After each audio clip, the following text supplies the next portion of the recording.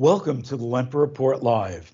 Today, we're going to be talking about how companies are trying to get people to come back to their offices, a new twist on recruiting for food service, the past and the future of Styrofoam, and how vegan has gone upscale, and much, much more. We bring you our unique insights on grocery retail.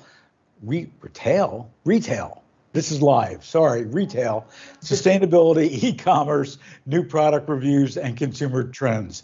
Sally, besides me learning how to read, what are we looking at this week? Well, we're looking at what's being called the great return to the office. A lot of offices are opening back up. People are getting out of their pajamas and yoga pants and putting their work clothes back on and going back to the office. But it seems like we've got to find, these companies have got to find ways to really lure them back in so that they want to work in the office, because we've seen several surveys that show that a lot of people really actually like working at home. One way to lure people is with food. But the food is different. But before we get to the food part, there's been lots of surveys, to your point, that people not only are liking working at home, but they're being more productive. And in fact, on Morning Joe, just a couple mornings ago, Mika Brzezinski had talked about the fact that she was at a conference, a working women's only conference, and there was about 500 people. And she asked people to raise their hands who liked working better at home. And she said practically everybody put up their hands. And then she said, are you more productive or less productive? And the answer was more productive at home. So maybe even bribing them with food is not something that's going to work. And if we look pre-pandemic, we look at the Googles and the Microsofts and the Apples of the world, they had these chefs, they had these huge buffets in there. That's not the way they're able to bribe them anymore, is it? No, it's not, because people don't want shareable plates and buffets and serving utensils and things. We've got a whole different perspective now on hygiene and assembling in groups like that. So there are some great options. There are companies out there, and this is a great opportunity to have to say for supermarkets or grocerants to put together ways for offices to be able to bring food in where everything is individual. And what I love about this one example that I read about, Chopped, which is a salad chain, which is also another good point about that, is a lot of people gained weight during the pandemic and are looking to shed those pounds and eat a little bit healthier. But what Chopped does with their app is you can do a group order just by sending a link to everyone in your office, so that they can type their order in, and that order will come to the office with their name on it. So you don't have to have somebody walk around the office with a piece of paper writing down everybody's order, what they want. So things like that are great. But, I see potential if people really want to work at home, then what if there's a compromise? What if there's a once or twice a week, hey, you come to the office, we all get together in person, we bring a great meal for everyone to have, and then for the rest of the week you work at home. Yeah, I agree with you. And also, actually, even for Chopped and other people, where the company might be paying for it, but Chopped is delivering it right to your home. And you all get on Zoom and you can all have lunch together, similar to what we've done at the RDBA virtual experience with the National Pork Board's cook-along. Those kinds of things have really taken on. So maybe that's the way to do it, so people still don't have to go to the office. We still have a severe labor shortage in the country. We're seeing the strikes at Kellogg's, at Nabisco, at John Deere. We're seeing, the major battle is that the minimum wage is still $7.25 federally, where we do see about 21 states that are trying to increase it. We have these whole programs for $15 an hour minimum wage, but it seems like, at least when it comes to food service, none of that's working. Yes, it is. It is frightening out there how many now hiring signs we're seeing out in our communities at businesses. But there are some restaurant chains that are trying a different approach, and one of those is Raising Cane's, which is a chicken chain, a fried chicken chain, and they are actually approaching their customers. When their customers come and order some chicken fingers and some fries, then they also say, well, we're starting at $15 an hour here. What are you making at your job? Very cool. And if we translate that to supermarkets, as we've talked about before, why not supermarkets doing the same thing to try to get their customers and their friends to come in? But we were talking the other day, and you had even a better idea when it comes to supermarkets. What is it? Well, we've seen some companies that, and not a lot in the U.S., but some companies will sometimes offer. They will offer to their employees to become shareholders. They get some sort of equity in the company, and that's everybody from, the checkout person to, in your supermarket. It could be checkout people. It could be stock people. It could be, who works in your butcher department. Everyone gets an opportunity to have a little bit of equity in the company. And I think that can be very motivating. It can, and you look at some of the ESOPs that are around, like Hy-Vee from a retail standpoint, like Bob's Red Mill, hugely successful. Mm-hmm. And when you look at their turnover rates, much lower than a lot of the other companies.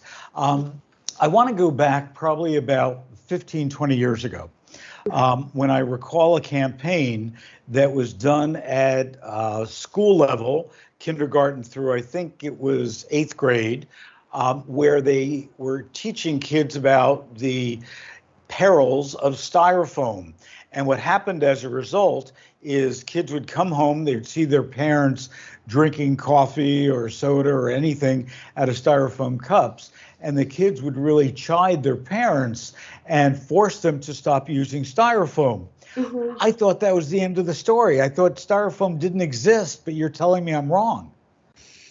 Yes, well, it's still around. However, in New York, as of January 1st, there will be a complete ban on styrofoam, except for in some cases, I believe still with the meat trays packaging, you can still use styrofoam with that. But pretty much across the board, you won't be able to use it anymore. And a lot of food businesses have already started moving out of styrofoam. Dunkin' Donuts moved from styrofoam cups to paper cups.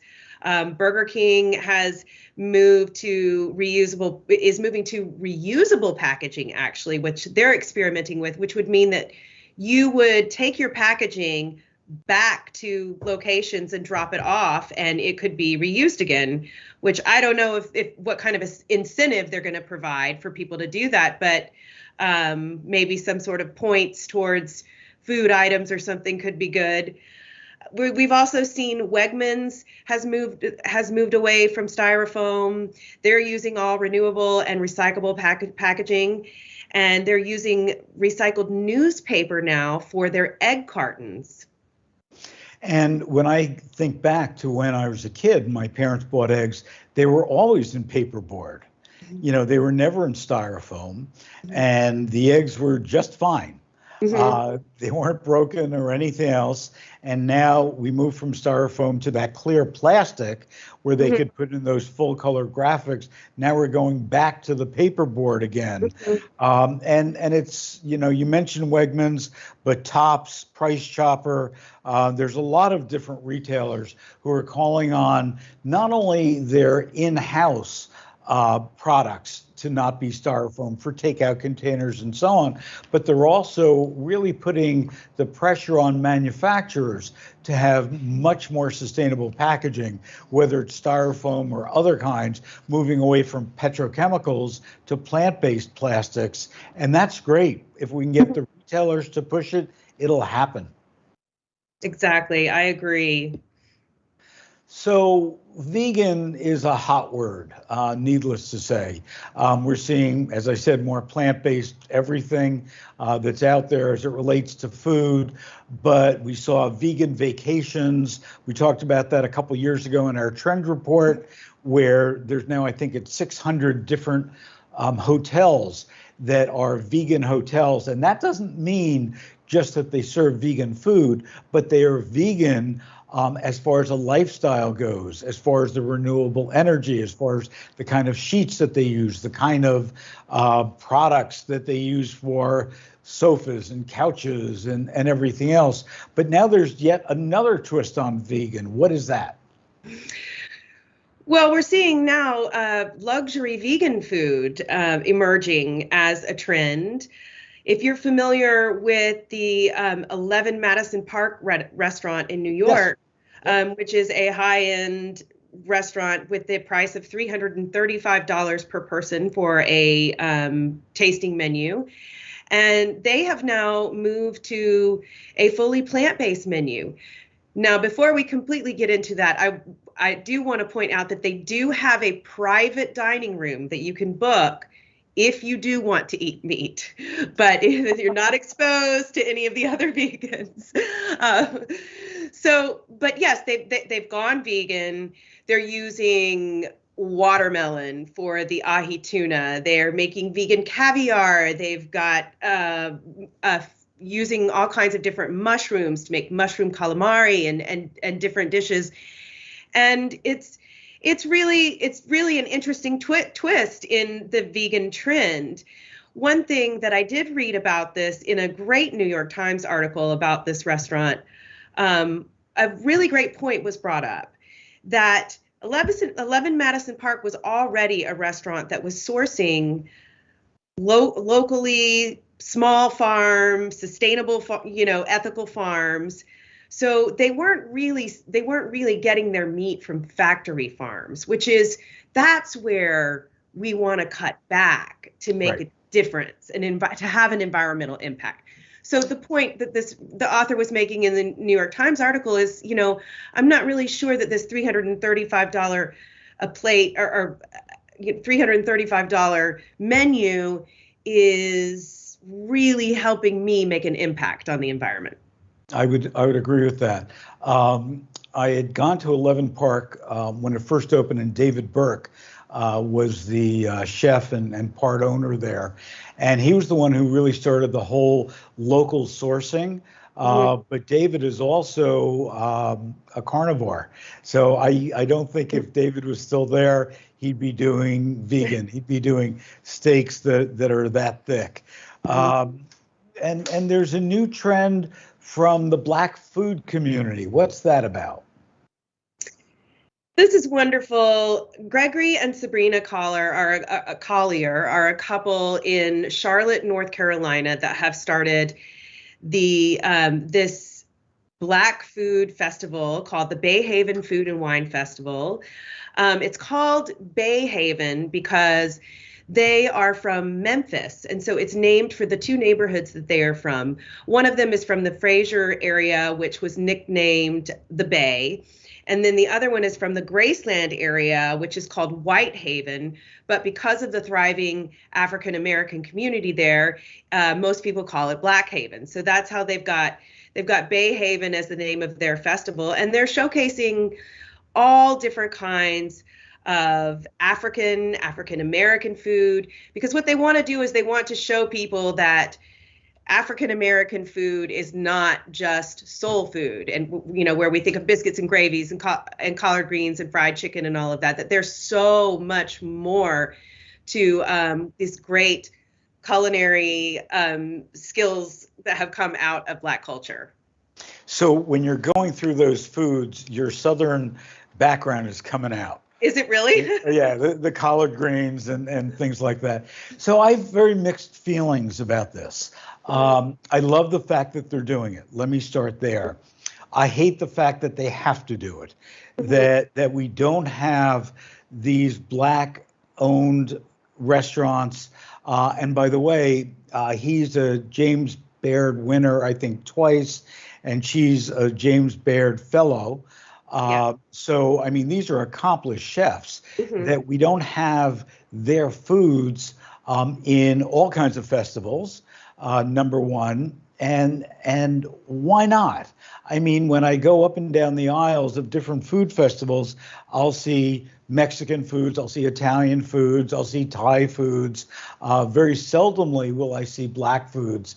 And so I applaud what they're doing, but I hate the fact that they have to do it. And also, I'm going to give you a tidbit that you didn't know. What's the average cost of a pumpkin this year for 2021 if you buy like a jack-o'-lantern pumpkin? Do you know? I haven't bought one. I don't know. How come you haven't bought one for the kids? I always make my kids wait until the day of because when you carve it, it just rots immediately. Okay, that's valid. Well, on average, across the country, you're going to pay $4.09 per pumpkin. I have another trick question for you. What state produces the most amount of pumpkins this year or in 2020? Not this year, 2020. What state produced the most? I'm not sure. Georgia. Texas. Oh, okay. Texas, which is amazing. California's number 2. Georgia isn't even in the top 10. And the bottom line is this year we're going to pay 12% more for pumpkin than we have before. Wow. Thanks, Sally.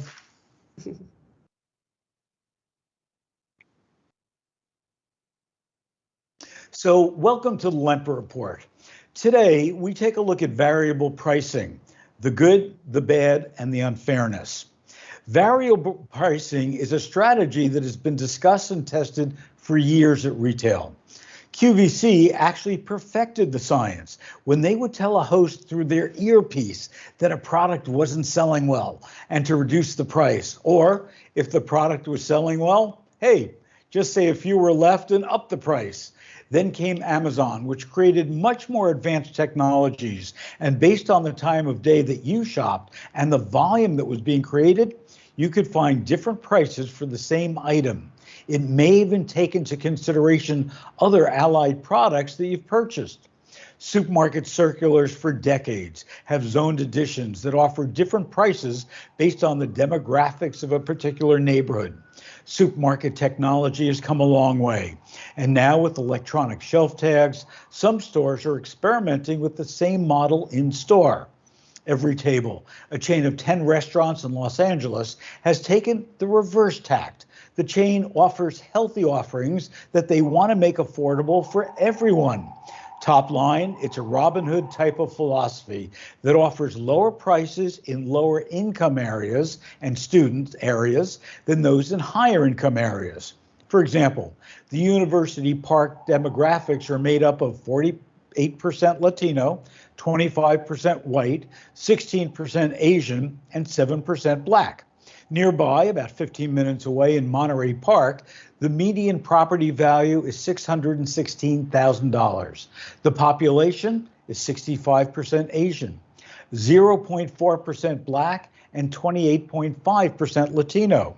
The chicken tinga, with the same ingredients and the same size in University Park, sells for $5.10.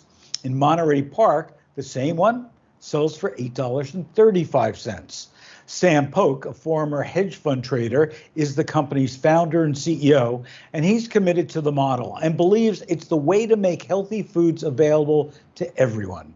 By the end of 2021, he expects to double the restaurants to 20 in California.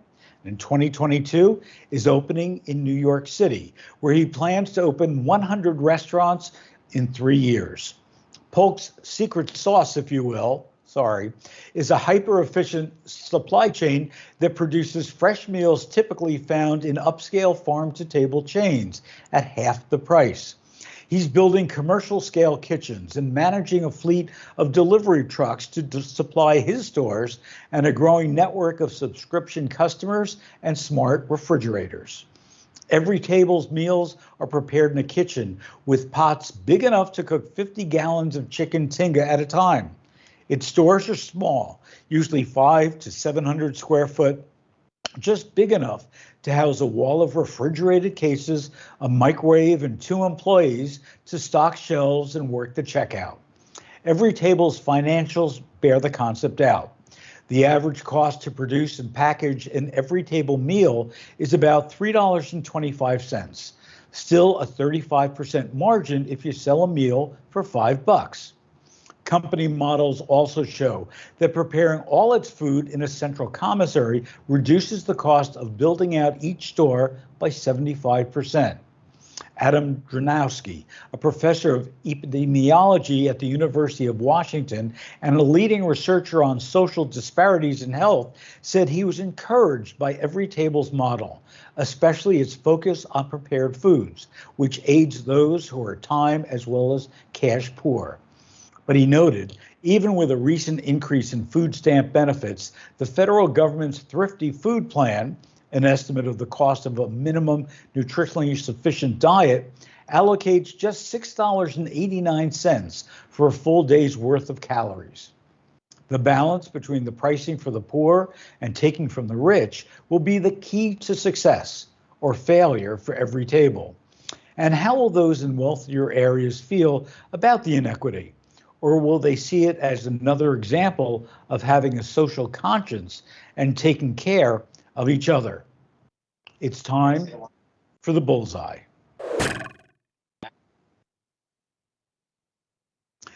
So today's bullseye is really reflective of a whole different way of thinking. It's really something that I want you to think about very carefully because it's important. For the 9th time in 5 years, Disneyland is raising its ticket prices on most of its park passes. The cheapest one-day pass, single park ticket, is now $104, and the highest level ticket allows you the most to see and visit is now at $164 per day. In general, like we just reported earlier, consumers will pay more on peak demand days. Disneyland is citing the price hike, citing strong demand, which is bound to put off a lot of would-be visitors. Now, I don't pretend to be smarter than the head of PR at Disney, but I do feel that if they cited that the price increases were tied to the fact that they had to shutter the park for 15 months, they would get a bit more empathy and understanding from consumers. But the same thing is happening in our food world. Xavier Rogers, CFO of Nestle, said in September at the Barclays Global Consumer Staples Conference that ingredient and other cost increases are putting the company under pressure to raise its prices to the consumer. Just about everyone understands how climate change, labor costs, and shortages and transportation issues are creating the perfect storm for price increases.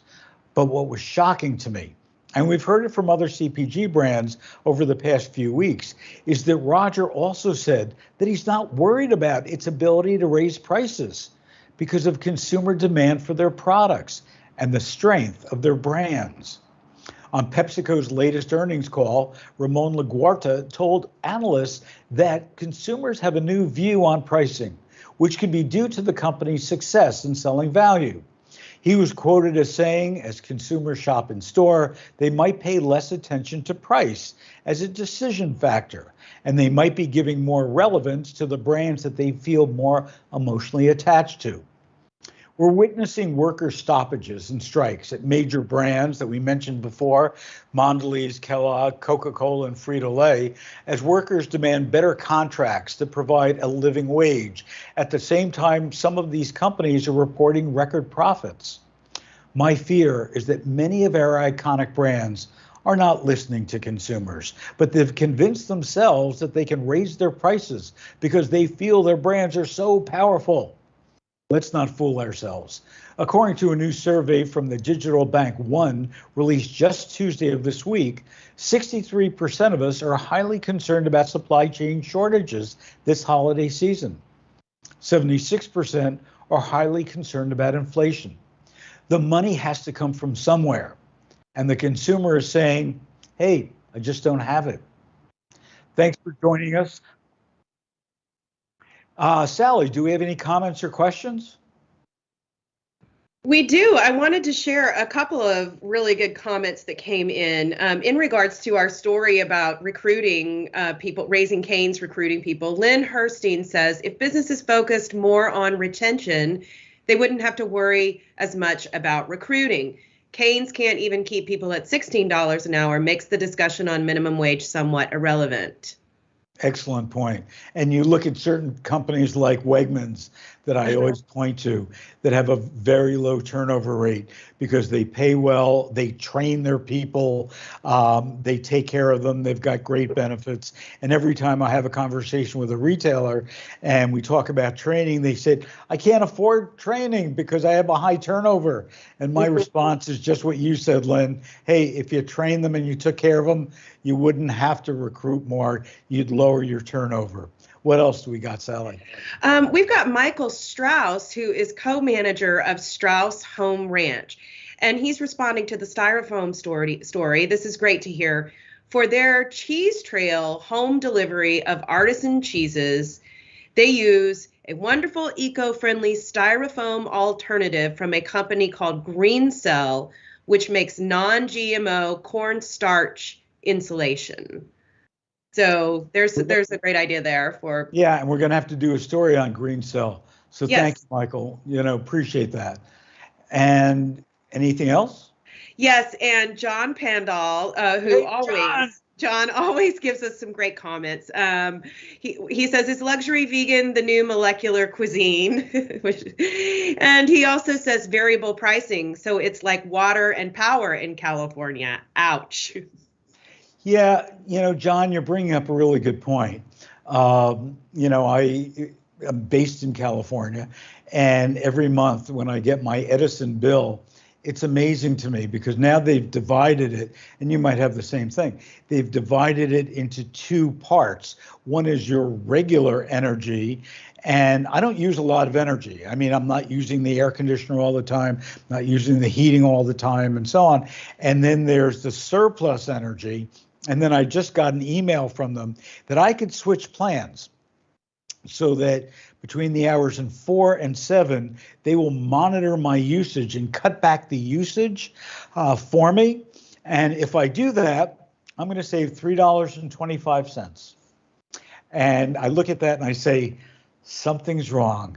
But John, you're right. When it comes to water, we're seeing so many farmers. And I don't know if you saw the great report on 60 Minutes this past Sunday about water and the water table and how certainly on Indian land, the water is a major problem.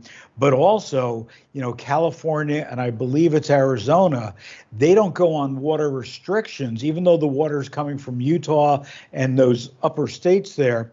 They don't go on water restrictions until those upper states tell them they have to. It's a whole different regulation. So if you're in Utah or if you're in Colorado, you've got problems, but maybe not in Los Angeles. So excellent points, as always, John. Thanks for joining us. And with that, thank you all for joining us here on Lempert Report Live. Pardon the sirens. I'm sure you can hear them. I'm in New York City. I'm 7 stories up with the windows closed, but it's still New York. So we'll see you back here on LinkedIn Live and on Facebook Live next Thursday at 10 a.m. Pacific, 1 p.m. Eastern. Until then, have a great week, and please add your own insights and comments right here on our social platforms to begin our next discussion.